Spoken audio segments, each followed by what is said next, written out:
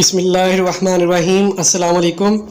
आज के इस वीडियो लेक्चर में हम देखेंगे एफएससी केमिस्ट्री पार्ट 2 का एक बहुत ही इम्पॉर्टेंट टॉपिक यानी classification of organic compound. Organic compound को हम किस तरह से क्लासीफाई करते हैं, उसके बाद लास्ट में हम देखेंगे कि हाइब्रिडाइजेशन क्या होती है। ऑर्गेनिक कंपाउंड को क्लासीफाई किस तरह किया जाता है। ऑर्गेनिक कंपाउंड बेसिकली हाइड्रोकार्बन्स भी होते हैं। अब हाइड्रोकार्बन्स क्या होता है? हाइड्रोकार्बन्स का मतलब है हाइड्रोजन और कार्बन वाले कंपाउंड्स, यानी ऐसे कंपाउंड जिनमें कार्बन और हाइड्रोजन होता है। ये बेसिकली दो टाइप्स के होते हैं, एक होता है एसाइक्लिक हाइड्रोकार्बन और दूसरा होता है साइक्लिक हाइड्रोकार्बन्स। एसाइक्लिक, ए का मतलब होता है नॉट, यानी ऐसे कंपाउंड जिनमें साइकिल नहीं होता, यानी उनमें साइक्लिक रिंग नहीं होती, उन्हें हम एसाइक्लिक कहते हैं। साइक्लिक हाइड्रोकार्बन ऐसे हाइड्रोकार्बन्स होते हैं जिनमें कोई ना कोई साइकिल पाया जाता है, यानी कार्बन कार्बन की एक रिंग पाई जाती है, उनको साइक्लिक हाइड्रोकार्बन कहते हैं। इनकी आगे फर्दर दो टाइप्स है। एसाइक्लिक स्ट्रेट चेन हो सकते हैं या ब्रांच चेन हो सकते हैं, जबकि जो साइक्लिक हाइड्रोकार्बन होते हैं वो हेट्रोसाइक्लिक या होमोसाइक्लिक हो सकते हैं। इनकी डिटेल हम आगे पढ़ेंगे कि हेट्रोसाइक्लिक और होमोसाइक्लिक का क्या मतलब होता है। अगर हम बात करें एसाइक्लिक हाइड्रोकार्बन्स की, तो ये दो तरह के हैं, एक स्ट्रेट चेन और एक branch chain. Straight chain further दो तरह का हो सकता है। स्ट्रेट चेन हो सकता है सैचुरेटेड। अगर सैचुरेटेड होगा तो इसमें आ जाएगा अल्केन्स, क्योंकि अल्केन्स में सभी के सभी जो कार्बन कार्बन के दरमियान बॉन्ड होंगे वो सिंगल होंगे। अब सैचुरेटेड स्ट्रेट चेन हो सकती है अनसैचुरेटेड। अनसैचुरेटेड भी दो तरह का है, एक होगा अल्कीन और एक होगा अल्काइन। अल्कीन में सारे के सारे डबल बॉन्ड पाए जाएंगे, जबकि अल्काइन में एक से ज़्यादा ट्रिपल बॉन्ड वाले कंपाउंड पाए जाएंगे। तो ये आपको उनके नीचे उनकी एग्जांपल भी नज़र आ रही हैं। तो अल्कीन की एग्जांपल में आ जाएगा जिसमें मीथेन आ जाएगा, अल्कीन में आ जाएगा इथीन, अल्काइन में आ जाएगा कार्बन कार्बन ट्रिपल बॉन्ड यानी इथाइन या अल्काइन। तो हाइड्रोकार्बन्स की आगे फर्दर डिटेल पढ़ते हैं कि ब्रांच चेन जो होते हैं वो किस तरह के होते हैं। ब्रांच चेन भी सैचुरेटेड और अनसैचुरेटेड हो सकते हैं। ब्रांच का मतलब है कि अगर ऑर्गेनिक कंपाउंड या हाइड्रोकार्बन एक स्ट्रेट चेन के अलावा कोई और ब्रांच बना रहे हो, ये देखें आपके सामने नीचे एग्जांपल में कि कार्बन कार्बन सीधी लाइन के अलावा एक और लाइन में अरेंज हो गए, जैसे दरख्त एक स्टेम एक साथ ब्रांच बना लेता है। इसी तरह अल्कीन और अल्काइन में भी डबल बॉन्ड और ट्रिपल बॉन्ड की भी अगर फर्दर ब्रांचेज आ जाएं, कार्बन कार्बन ये देखें आपके सामने कि उन्होंने एक और नई ब्रांच बना ली है, एक कार्बन अलग होकर एक नए सिरे से आबाद हो गया है, तो इस तरह के कंपाउंड को हम ब्रांच चेन का नाम देते हैं। अब अगली टाइप इसकी देखते हैं हाइड्रोकार्बन्स की, कि हाइड्रोकार्बन जो साइक्लिक हाइड्रोकार्बन होते हैं उनमें आ जाता है heterocyclic compound. Heterocyclic hydrocarbon heterocyclic की बोलते हैं, यानी हेट्रो का मतलब होता है डिफरेंट, यानी साइकिल में अगर एक से ज़्यादा ऑर्गेनिक कंपाउंड यानी एक से ज़्यादा कार्बन वाले कंपाउंड आ जाए, यानी कार्बन के अलावा कोई और कंपाउंड आ जाए और एलिमेंट आ जाए, हम उसे हेट्रोसाइक्लिक कहते हैं। हेट्रोसाइक्लिक भी सैचुरेटेड भी हो सकता है, अनसैचुरेटेड भी। अगर सैचुरेटेड होगा तो सभी के सभी सिंगल बॉन्ड होंगे, तो जिनकी एग्जांपल में आ जाएगा पिप्रिडीन वगैरह। और अगर अनसैचुरेटेड है तो उसमें एक या एक से ज़्यादा डबल या ट्रिपल बॉन्ड पाए जाएंगे, जिसमें फ्यूरॉन आ जाएगा, थायोफीन आ जाएगा। तो ये आपको नीचे एग्जांपल नज़र आ रही हैं, ये सभी हेट्रोसाइक्लिक कंपाउंड की हैं, जिनमें एक से ज़्यादा कार्बन के अलावा कोई और डिफरेंट एलिमेंट भी मौजूद है। अब साइक्लिक हाइड्रोकार्बन में एक आ जाएगा होमोसाइक्लिक हाइड्रोकार्बन। होमोसाइक्लिक हाइड्रोकार्बन क्या होते हैं? ऐसे हाइड्रोकार्बन्स होते हैं जिनमें कार्बन सेम एक रिंग में सिर्फ और सिर्फ कार्बन ही पाए जाएं, कार्बन के अलावा रिंग में कार्बन के अलावा कोई और एलिमेंट ना हो। तो होमोसाइक्लिक एरोमेटिक हो सकते हैं। एरोमेटिक अगर होगा तो उसमें कॉन्जुगेटेड सिस्टम में सिंगल डबल बॉन्ड पाया जाता है, जैसे बेंजीन में अगर हम देखें एक डबल बॉन्ड होता है, फिर सिंगल बॉन्ड, फिर डबल बॉन्ड, फिर सिंगल बॉन्ड। तो इस तरह के कंपाउंड्स को कॉन्जुगेटेड सिस्टम का नाम दिया जाता है। तो एरोमेटिक जो होते हैं उनमें इस तरह की benzene at least one benzene ring पाई जाती है, जबकि एलिसाइक्लिक में कॉन्जुगेशन नहीं पाई जाती, यानी डबल सिंगल बॉन्ड नहीं होता, सिर्फ और सिर्फ सिंगल बॉन्ड ही होता है। इसकी एग्जांपल में आ जाएगा कि साइक्लोहेक्सेन, साइक्लोपेंटेन वगैरह इसमें आ जाएगा। तो ये जो आपको राइट साइड पे नज़र आ रही है ये एलिसाइक्लिक की एग्जांपल्स हैं, लेफ्ट साइड वाली एरोमेटिक कंपाउंड की एग्जांपल्स हैं, जिनमें एटलीस्ट वन बेंजीन रिंग और उनमें भी डबल सिंगल बॉन्ड है। अब इस टॉपिक से जो एमसीक्यूज बनते हैं वो देखते हैं compound in which ring of hydrocarbon compound contain conjugate double bond.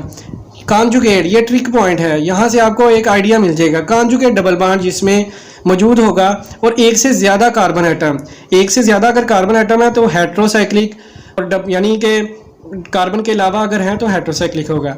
General formula of saturated alicyclic compound, alicyclic compound और उनमें सैचुरेटेड, सैचुरेटेड यहाँ पर की पॉइंट है।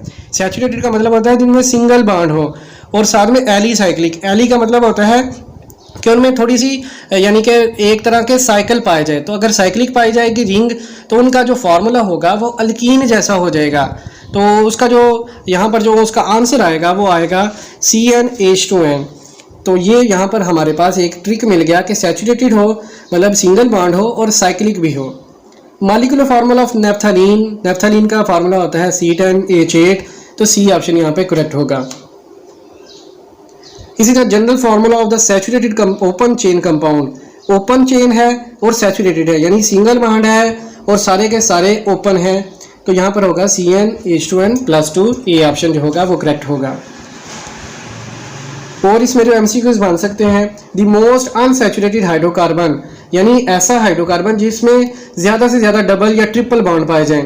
तो इनमें अगर हम देखें इथाइन C2H2, इसमें 3 बॉन्ड है, ट्रिपल बॉन्ड है। Which of the following is not alicyclic, इनमें से कौन सा कंपाउंड एलिसाइक्लिक नहीं है? टालोइन, टालोइन एक एरोमेटिक कंपाउंड है, बाकी तीनों जो हैं वो एलिसाइक्लिक है। 1,3-साइक्लोहेक्साडाइन is an example of hexa, 6 carbon है, 1-2 डबल बॉन्ड है और वो किस पोजीशन पर है? 1 और 3 पे है, और वो साइक्लो है, एरोमेटिक भी नहीं है, कार्बोक्सिलिक हाइड्रोकार्बन भी नहीं है। कार्बोक्सिलिक हाइड्रोकार्बन भी हो सकता है, सी वाला ऑप्शन एलिसाइक्लिक हाइड्रोकार्बन भी हो सकते हैं क्योंकि यहाँ पर वो एरोमेटिक नहीं है, तो इसका मतलब है बी और सी ऑप्शन करेक्ट है, यानी लास्ट वाला ऑप्शन जो है वो ठीक है।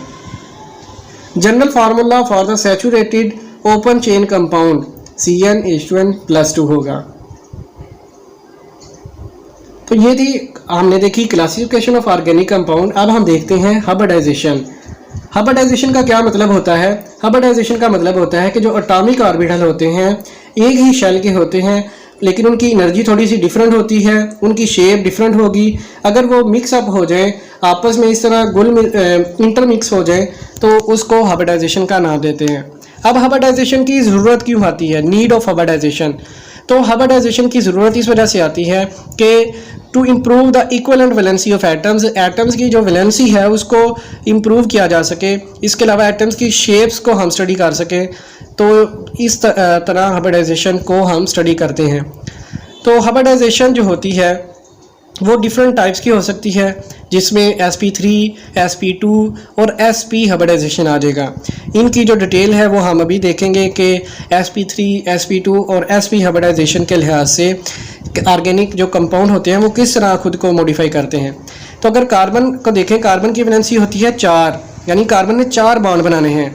अब अगर कार्बन 4 के 4 बॉन्ड बनाए तो sp3 हाइब्रिडाइजेशन होगी, उसमें सभी के सभी सिग्मा बॉन्ड होंगे। अगर कार्बन एटम 3 बॉन्ड बनाए, number of atoms for bonding, अगर वो 3 बॉन्ड बना रहा है तो हाइब्रिडाइजेशन होगी sp2। यहाँ पर 3 बॉन्ड का मतलब है साइड में जो बॉन्ड बनाए, साइड एटम के साथ जो बॉन्ड बनाए। अगर वो 3 के साथ बॉन्ड बना रहा है तो हाइब्रिडाइजेशन होगी sp2, और उसमें एक पाई होगा और एक सिग्मा बॉन्ड होगा। सिग्मा तो होगा, साथ में एक पाई बॉन्ड आ जाएगा। और अगर कार्बन कार्बन 2 बॉन्ड बनाए तो sp हाइब्रिडाइजेशन होगी, जिसमें 2 पाई होंगे और एक सिग्मा बॉन्ड होगा। अब है हाइब्रिडाइजेशन की टाइप्स और उनमें पार्टिकुलर्स क्या हो सकते हैं। तो डेफिनेशन हमने पढ़ ली। sp3 में 1 s और 3 p ऑर्बिटल होंगे, sp2 में 1 s और 2 p ऑर्बिटल होंगे, sp में 1 s और 1 p ऑर्बिटल होगा। sp3 की ज्योमेट्री टेट्राहेड्रल होगी, sp2 की ट्राइगोनल प्लेनर, sp की लीनियर ज्योमेट्री होती है। sp3 में 4 सिग्मा बॉन्ड होते हैं, sp2 में 3 सिग्मा बॉन्ड और 1 पाई बॉन्ड आ जाता है, sp में 2 सिग्मा और 2 पाई बॉन्ड होते हैं। बॉन्ड एंगल sp3 में 109, sp में 109, 105 या 104 हो सकता है, sp में 180 का होता है। एग्जाम्पल अगर हम देखें, sp3 हाइब्रिडाइजेशन की एग्जाम्पल आ जाएगी आपके पास, मीथेन आ जाएगा, इथेन आ जाएगा, जिनमें हाइब्रिड ऑर्बिटल होंगे 4, अनहाइब्रिड कोई भी नहीं होता, सिग्मा बॉन्ड उसमें 7 के साथ होते हैं। sp2 में इसी देखें तरह तो इथीन आ जाएगा। sp3 में अगर हम हाइब्रिड ऑर्बिटल देखें तो 25% है, p करेक्टर 75% है। यानी अगर 100 में से देखें, 100 में sp 100 के 4 पार्ट अगर हम करें, sp3 यानी 3p और 1 s, 4 हो गया टोटल। 100% में से s का करेक्टर है 1, तो अगर हम 100 के 4 पार्ट करते हैं तो s का करेक्टर बनेगा 25%, और p 3 है तो तीसरा हिस्सा होगा 75%। तो इस तरह से s और p करेक्टर भी हम निकालते हैं जो MCQs में आ सकता है। अब हम देखते हैं sp2 की एग्जांपल में इथीन आता है। हाइब्रिड ऑर्बिटल इसमें 3 होंगे, अनहाइब्रिड ऑर्बिटल 1 होगा। यानी जब हम इसकी इलेक्ट्रॉनिक कन्फिग्रेशन करेंगे तो इसमें से एक जो होगा ऑर्बिटल वो अनहाइब्रिडाइज्ड होगा, वो हाइब्रिडाइजेशन में हिस्सा नहीं लेगा। तो सिग्मा बांड टोटल यहाँ पर 5 बनेंगे, पाई बांड यहाँ पर होगा सिर्फ 1, s करेक्टर इसमें होगा 33, p करेक्टर होगा 66। क्योंकि अगर हम यहाँ पर देखें तो पहले थे p3, sp3 में p3 थे, यहाँ पर sp हो गए हैं, p हो गए हैं 2। यानी 100 के अब 3 हिस्से होंगे, एक हिस्सा s का और 2 हिस्से p के। तो यहाँ पर 33 और 66 रेशो बनेगी।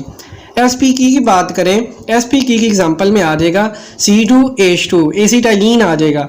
एसिटाइलिन में अगर हम देखें हाइब्रिड ऑर्बिटल होंगे 2, कार्बन के 4 होते हैं टोटल ऑर्बिटल्स, उनमें से 2 हाइब्रिडाइज्ड हो जाएंगे जबकि 2 अनहाइब्रिडाइज्ड रहेंगे।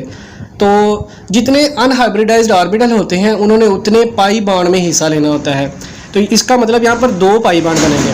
तो जितने हाइब्रिडाइज्ड होते हैं वो मोस्टली जो ओवरलैपिंग करते हैं वो सिग्मा बांड बनाते हैं। तो सिग्मा बांड यहाँ पर होंगे 3, पाई बांड होंगे 2, टोटल पाई बांड हो गए यहाँ पर 2, s और p करेक्टर यहाँ पर 50-50% होगा। क्योंकि अगर हम sp की बात करें तो यहाँ पर 100% में से सिर्फ 2 पार्ट बनेंगे, एक पार्ट होगा s का और एक पार्ट होगा p का। तो दोनों 50-50% करेक्टर यहाँ पर शो करेंगे। तो ये थी थोड़ी सी ब्रीफ सी डिस्कशन हाइब्रिडाइजेशन के रिलेटेड। तो इस पोर्शन से जो MCQs बनते हैं वो हम लास्ट पे देखेंगे।